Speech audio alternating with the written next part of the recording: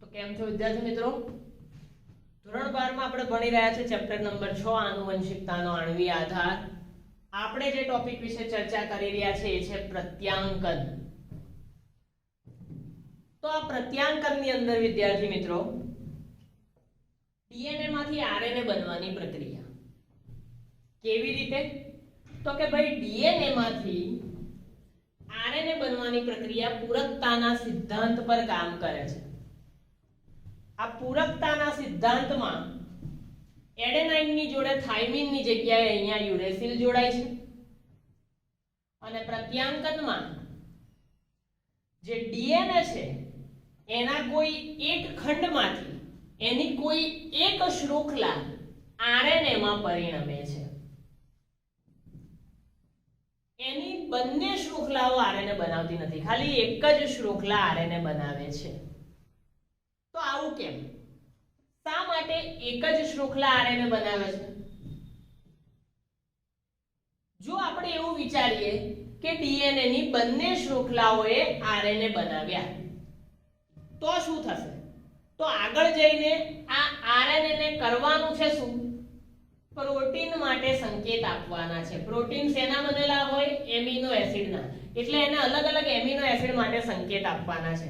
પણ એવી વખતે શું થશે કે ડીએનએ તો એક સાથે બેય બાજુ આરએનએ બનાવ્યા છે એટલે બંને બાજુથી પ્રોટીન માટેના સંકેતો થશે. એ સમયે પ્રક્રિયા આખી જટિલ થઈ જશે કે એમિનો એસિડને અથવા પ્રોટીનને કઈ શૃંખલા સાથે બાઇન્ડ થવાનું, અને આખી જે પ્રક્રિયા છે એમાં જટિલતા આવી જશે.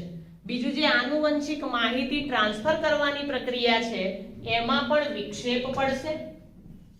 આમ ડીએનએ દ્વારા એકની જગ્યાએ બે આરએનએ બનશે અને પાછા બંને કેવા બનશે? એકબીજાના પૂરક આરએનએ બનશે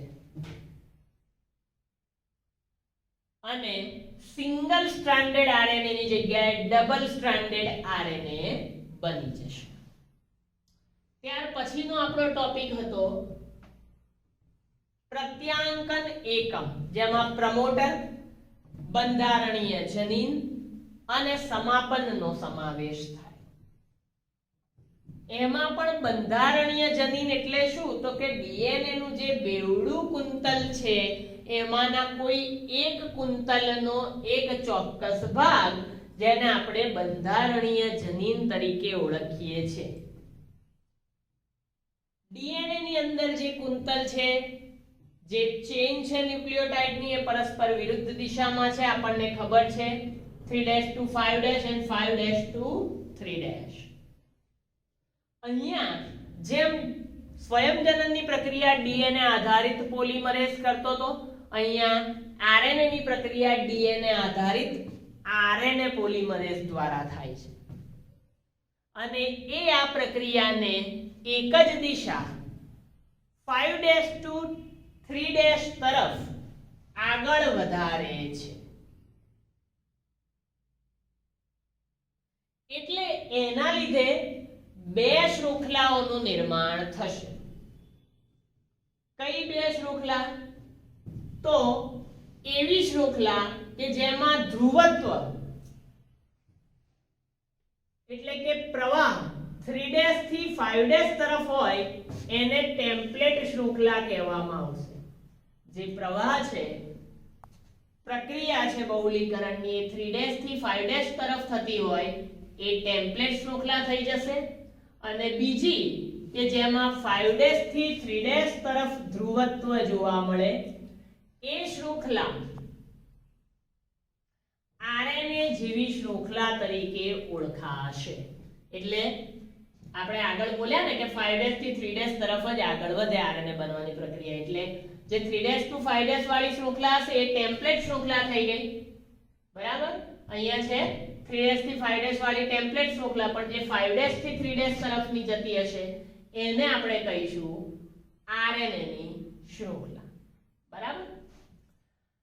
આ શૃંખલા કે જે 5' થી 3' તરફ જાય છે અને આરએનએ બનાવે છે, એ પ્રત્યાંકન દરમિયાન વિસ્થાપિત થઈ જાય છે, ડિસ્ટર્બ થઈ જાય છે. એટલા માટે એને સાંકેતન શૃંખલા પણ કહેવામાં આવે છે. શૃંખલા કે જે 5' થી 3' તરફ જાય છે આરએનએ બનાવે છે એ જ્યારે આરએનએ બનવાની પ્રક્રિયા ચાલતી હોય એટલે કે પ્રત્યાંકનની ક્રિયા ચાલતી હોય એ દરમિયાન વિસ્થાપિત થઈ જાય છે એટલા માટે એને સાંકેતન શૃંખલા અથવા તો કોડિંગ શૃંખલા તરીકે પણ ઓળખવામાં આવે છે આ બધા જ બિંદુઓ એટલે કે 3' થી 5' તરફ ટેમ્પલેટ શૃંખલા સાંકેતિક શૃંખલા ડીએનએ આધારિત આરએનએ પોલિમરેઝ આ બધા જ બિંદુ જે પ્રત્યાંકન એકમનો ભાગ છે એ કોડિંગ શૃંખલાથી બનેલા છે બરાબર આ બધા જ બિંદુ કોડિંગ શૃંખલાથી બનેલા છે ટૂંકમાં સાંકેતન શૃંખલા જે છે એ ડિસ્ટર્બ થઈ જાય છે બરાબર અને આગળ એ કોડિંગ શૃંખલા તરીકે વર્તે છે ઉદાહરણ તરીકે અહીંયા આપણે લખ્યું છે કે 3' થી 5' તરફ આ ટેમ્પલેટ શૃંખલા છે આપણે બનાવવાની છે કોડિંગ શૃંખલા તો કોડિંગ શૃંખલાનો એરો કેવો આવે તો કે ભાઈ 5' થી શરૂ થાય અને a ની નીચે આવશે T A C G T A C G T A C G અને અહીં આવશે 3' તો એના ઉપરથી આપણે આરએનએ બનાવવો હોય તો અહીં તમે નીચે લખી શકો છો T ની જગ્યાએ U A G C U A G C એટલે આ જે કોડિંગ શૃંખલા છે કે સાંકેતન શૃંખલા છે એમાંથી જ આપણને આરએનએ ની શૃંખલા પ્રાપ્ત થાય છે અહીંયા તમે આકૃતિ જુઓ તો આકૃતિની અંદર તમે જોઈ શકો છો પ્રમોટર અને સમાપક બંને છે બે એકમ વચ્ચે બંધારણીય જનીન છે ઉપરની શૃંખલા ટેમ્પલેટ શૃંખલા થઈ ગઈ નીચેની શૃંખલા કોડિંગ અથવા તો સાંકેતન શૃંખલા થઈ ગઈ પ્રમોટર છે પ્રમોટરમાં અહીં આગળ આરએનએ પોલિમરેઝ જોડાય એટલે અહીંયાથી પ્રત્યાંકનની શરૂઆત થાય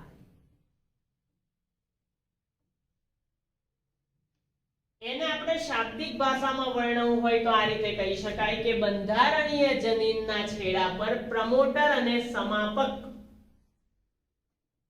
એ પ્રત્યાંકન એકમ તરીકે આવેલા છે બરાબર છેડા પર એક છેડે પ્રમોટર છે બંધારણીય જનીનના અને એક છેડે છે સમાપક આ બંધારણીય જનીન 5' છેડા પર છે બંધારણીય જનીન ક્યાં હોય 5' છેડા પર પ્રમોટર સાથે એટલે કે આ પ્રમોટર ત્યાં આગળ આવે છે આરએનએ પોલિમરેઝ જે પ્રક્રિયામાં તમને ઓલરેડી સમજાય પ્રમોટર પાસે આરએનએ પોલિમરેઝ આવ્યો અને જોડાઈ ગયો બરાબર અને પ્રમોટરની હાજરીના લીધે ટેમ્પલેટ શૃંખલા એટલે કે આ શૃંખલા અને કોડિંગ શૃંખલા એટલે કે આ શૃંખલા બંનેનું નિર્ધારણ થાય બંનેનું નિયંત્રણ થાય જો સમાપક આવે તો આ સ્થાન ઉલટું થઈ જાય જો પ્રમોટરની જગ્યાએ સમાપક આવેલો હોય તો આ સ્થાન આખું ઉલટું થઈ જાય ટેમ્પલેટ વાળી કોડિંગ કહેવાય ને કોડિંગ વાળી ટેમ્પલેટ કહેવાય જો આ વસ્તુ અહીં હોય ને આ વસ્તુ અહીં હોય તો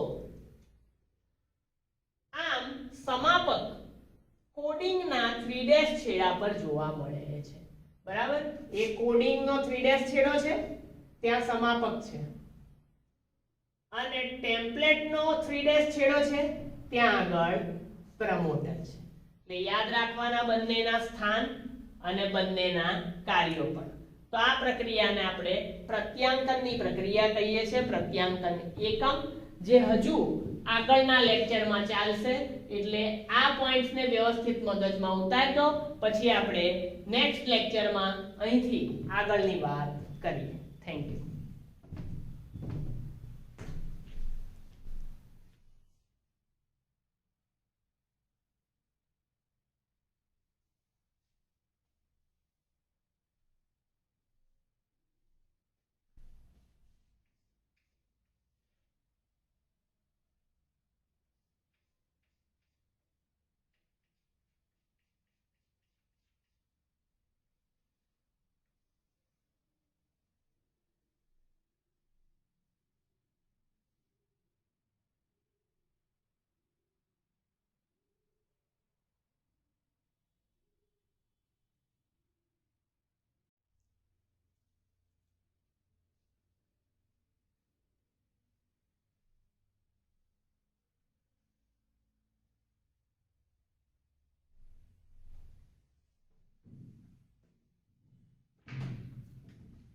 કેમ છો વિદ્યાર્થી મિત્રો?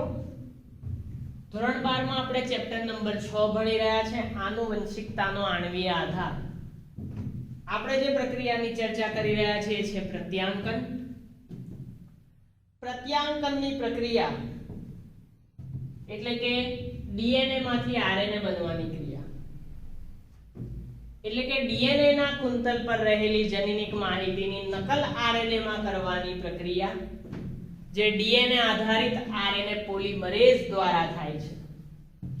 અને ડીએનએ નો જે ટુકડો છે એની બેમાંથી કોઈ એક જ શૃંખલા પર આરએનએ બનવાની પ્રક્રિયા થાય. જો બંનેમાં થાય તો એની શક્યતા આગળ આપણે ભણી ગયા. જો બંનેમાં આ પ્રક્રિયા થશે તો એક જ પ્રોટીન માટે આગળ જઈને બે એમિનો એસિડના સંકેતનો આવશે અને બંને અલગ અલગ પ્રોટીન માટે સંકેતો પણ કરી શકે. એવા સમયે જનીનિક માહિતીનું જે સ્થળાંતરણ કરવાનું છે એમાં તકલીફ પડે અને આ તકલીફના લીધે પ્રોટીન બનવાની પ્રક્રિયા સફળ જતી નથી. બરાબર? પરિણામે એક જ ડીએનએ માંથી બે આરએનએ બને અને ડબલ સ્ટ્રાન્ડેડ આરએનએ નું નિર્માણ થઈ જાય અને પાછા એકબીજાના પૂરક પણ હોય. તો આ પ્રત્યાંકન થાય કેવી રીતે? તો પ્રત્યાંકન કરવા માટેના ત્રણ એકમ છે: પ્રમોટર, બંધારણીય જીન અને સમાપન. જેમાં બંધારણીય જનીન છે એ ડીએનએ ના જ કુંતલનો એક ભાગ છે. એના બંને કુંતલ તમને ખબર હશે વિરુદ્ધ ધ્રુવ તરફ હોય, 3' થી 5' અને 5' થી 3'. જેમાં ડીએનએ આધારિત આરએનએ પોલિમરેઝ 5' થી 3' છેડા તરફ આરએનએ બનાવવાની પ્રક્રિયા કરે, જેના લીધે બીજી શૃંખલા 3' થી 5' વાળી એને ટેમ્પલેટ શૃંખલા તરીકે ઓળખવામાં આવે અને જે 5' થી 3' વાળી શૃંખલા છે એને આરએનએ જેવી શૃંખલા આપણે કહીએ છીએ. જ્યારે પ્રત્યાંકનની પ્રક્રિયા થશે ત્યારે આ શૃંખલામાં વિક્ષેપ પડશે અને એને સંકેતન શૃંખલા અથવા તો કોડિંગ શૃંખલા તરીકે ઓળખવામાં આવશે. કઈ રીતે ટેમ્પલેટ શૃંખલામાંથી કોડિંગ શૃંખલા મેળવી શકાય અને કોડિંગ શૃંખલામાંથી ઈઝીલી આપણે આરએનએ બનાવી શકીએ એ મેં તમને ઉદાહરણ સહિત આગળના લેક્ચરમાં શૃંખલાઓ ની બેઝ પેર લખીને સમજાવેલું છે. એ રીતે એમાંથી આરએનએ ની શૃંખલા બનશે. પછી આપણે આકૃતિ જોઈ જેની અંદર બંધારણીય જનીન હતા. બંધારણીય જનીનના એક છેડે પ્રમોટર હતો, બીજા છેડે સમાપન આવેલું હતું. બંધારણીય જનીન 5' છેડા પર હોય છે. પ્રમોટર એક એવી જગ્યા છે કે જ્યાં ડીએનએ આધારિત આરએનએ પોલિમરેઝ ઉત્સેચક જોડાશે અને પ્રત્યાંકનની શરૂઆત કરશે. હવે જો પ્રમોટરના સ્થાને સમાપન આવી જાય તો આ પ્રક્રિયા ઊંધી થઈ જાય અને સમાપન એ કોડિંગ શૃંખલાના 3' છેડા તરફ ગોઠવાયેલું હોય છે.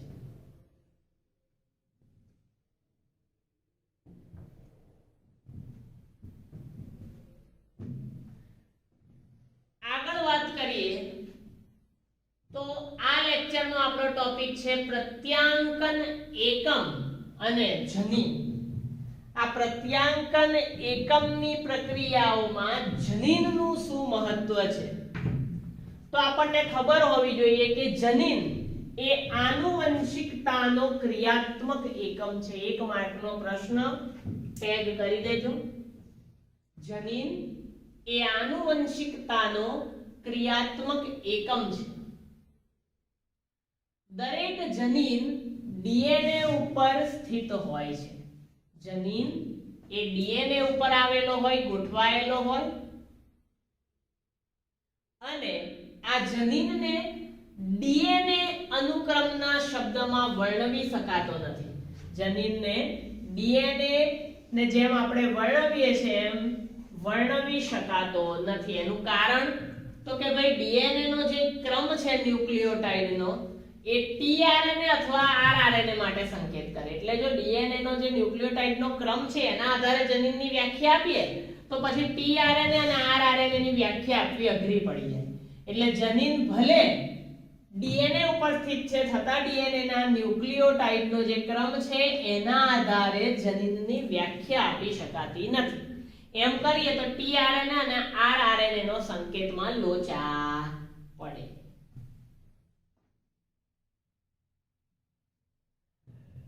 જનીન આ રીતે આપણે વ્યાખ્યાયિત કરી શકીએ કે સ્થિત છે પણ એને અનુક્રમ પ્રમાણે વ્યાખ્યા નથી આપતા કારણ કે ટીઆરએનએ અને આરઆરએનએ માટે લોચો ઉત્પન્ન કરે. તો બીજી કઈ રીતે આપણે એને વ્યાખ્યાયિત કરી શકશું? તો સિસ્ટ્રોન આપણે કહીએ છીએ એક શબ્દ સિસ્ટ્રોન એટલે શું? તો કે ભાઈ ડીએનએ નો એક ખંડ. સિસ્ટ્રોન શું છે? ડીએનએ નો એક ખંડ જે પ્રત્યાંકન એકમમાં બંધારણીય જનીનમાં રહેલો ડીએનએ નો ખંડ છે. આપણે આની પહેલાના લેક્ચરમાં જે આકૃતિ દોરી એમાં શું હતું? બંધારણીય જનીન હતા. એ બંધારણીય જનીનમાં રહેલો ડીએનએ નો એક ખંડ છે કે જે પોલીપેપ્ટાઇડ નું પ્રત્યાંકન કરે છે. શું કરે છે? પોલીપેપ્ટાઇડ નું પ્રત્યાંકન જે કરે એને સિસ્ટ્રોન કહેવાય. બંધારણીય જનીન પાસે રહેલો ડીએનએ નો એક ખંડ જે પોલીપેપ્ટાઇડ નું પ્રત્યાંકન કરે તેને સિસ્ટ્રોન કહે છે. અને તે બે પ્રકારનો હોય, મોનોસિસ્ટ્રોનિક અથવા તો પોલીસિસ્ટ્રોનિક. મોનોસિસ્ટ્રોનિક અથવા તો પોલીસિસ્ટ્રોનિક. જેમાં સુકોષ કેન્દ્રી સજીવોમાં મોનોસિસ્ટ્રોનિક પ્રકારનો જનીન હોય જ્યારે આદિકોષ કેન્દ્રીય સજીવોમાં પોલીસિસ્ટ્રોનિક પ્રકારનો જનીન આવેલો હોય. તો અહીંયા આપણે જનીનને મોનોસિસ્ટ્રોનિક અને પોલીસિસ્ટ્રોનિક એવા બે નામથી વ્યાખ્યાયિત કર્યું છે. આગળ આપેલું જ છે, તમે જોઈ શકો છો કે સુકોષ કેન્દ્રી સજીવોની અંદર મોનોસિસ્ટ્રોનિક જનીન આવેલા હોય અને એની અંદર વિક્ષેપન પામેલી કોડિંગ શૃંખલાઓ પણ જોવા મળે. આ બીજો એક માર્ક્સનો પ્રશ્ન છે. સુકોષ કેન્દ્રી સજીવની અંદર જે મોનોસિસ્ટ્રોનિક જનીન આવેલો છે એમાં વિક્ષેપન પામેલી કોડિંગ શૃંખલાઓ પણ જોવા મળે છે કે જે આગળ જઈને આરએનએ માટે સંકેતો આપશે. બીજું, સુકોષ કેન્દ્રી સજીવની અંદર જનીન વિભાજિત હોય છે અને કોડિંગ અનુક્રમે એક્ઝોન તરીકે ઓળખાય અને તે પરિપક્વ આરએનએ માં જોવા મળે છે. બરાબર? જે કોડિંગ છે એને એક્ઝોન તરીકે ઓળખવામાં આવે છે. એટલે કે સિસ્ટ્રોન શું છે? તો કે પોલીપેપ્ટાઇડ નું પ્રત્યાંકન. તો સિસ્ટ્રોન ની સાથે જે જોડાશે, બરાબર, કોડિંગ, એને આપણે એક્ઝોન તરીકે ઓળખીએ છીએ અને એ ફક્ત પરિપક્વ આરએનએ માં જોવા મળે છે. અપરિપક્વ આરએનએ માં કે અપૂર્ણ આરએનએ માં એક્ઝોન જોવા મળતા નથી. તો અહીંયા આપણે પ્રત્યાંકન એકમ અને જનીન ટોપિક શરૂ કર્યો છે. એમાં આપણે ઘણી વસ્તુ સમજ્યા કે જનીનની વ્યાખ્યા કઈ રીતે આપી શકાય, સિસ્ટ્રોન એટલે શું, મોનોસિસ્ટ્રોન, પોલીસિસ્ટ્રોન તેમજ એક્ઝોન એટલે શું. બરાબર? આગળના મુદ્દા આપણે પછીના લેક્ચરમાં જોઈએ છે. ત્યાં સુધી આને લખી વાંચીને તૈયાર કરી નાખો અને ન સમજ પડે ત્યાં પૂછી લેવું.